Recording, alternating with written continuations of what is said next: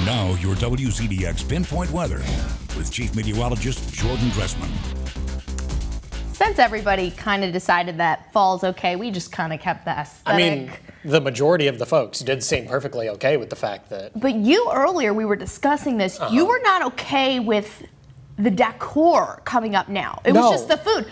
That makes no sense. Yes, it does. It makes complete sense because if we eat the food, we can vicariously think it feels like fall, despite the fact that it feels absolutely nothing like fall across North Alabama, southern Middle Tennessee. As a matter of fact, it was incredibly warm this afternoon. As a matter of fact, it was the warmest day so far this year at the Huntsville International Airport. The high temperature this afternoon was 96 degrees. If I eat something pumpkin flavored, it'll make me feel like it's a little cooler outside. And actually, the temperatures are going to begin to drop just a little bit once we get to Thursday and the weekend. The trade-off there is that the rain chances are going to increase as we head into the weekend. Not only are we talking about increased opportunities for rain, but we're also talking about the influence from some potential tropical activity that could bring some heavier rain once we get into the early and middle part of next week. We saw a couple of scattered showers this afternoon. Pinpoint Viper nice and dry this evening. I expect it's going to stay that way as we head into the overnight and then early into your Thursday morning. We start the day with plenty of sunshine,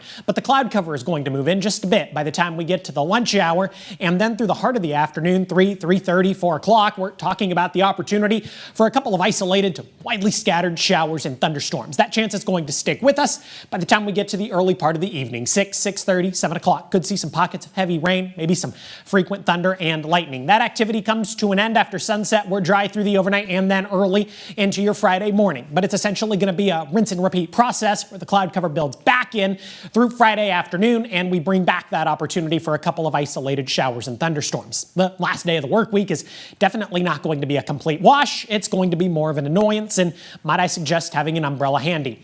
Off to the tropics we go, where we're not talking about 1, 2, we are talking about 3 different areas of tropical interest. This one is of particular interest. It's an area just north of South America. Has a 60% chance of further development in the next 48 hours. Has an 80% chance of further development over the next 5 days. Looks like it's going to take a similar path to Grace, go over the Yucatan Peninsula, and then eventually enter the Gulf of Mexico. Now, over the last couple of model runs, there's been some consistency with the development of this storm, and that's why even though we're about a week away, we're talking about some potential influence as we get into the early and middle part of next week as far as the Tennessee Valley is concerned, and increased opportunities for rain, especially through Tuesday and Wednesday. 87 degrees on Tuesday, 84 degrees by the time we get to Wednesday. And that's all I've got for you this evening.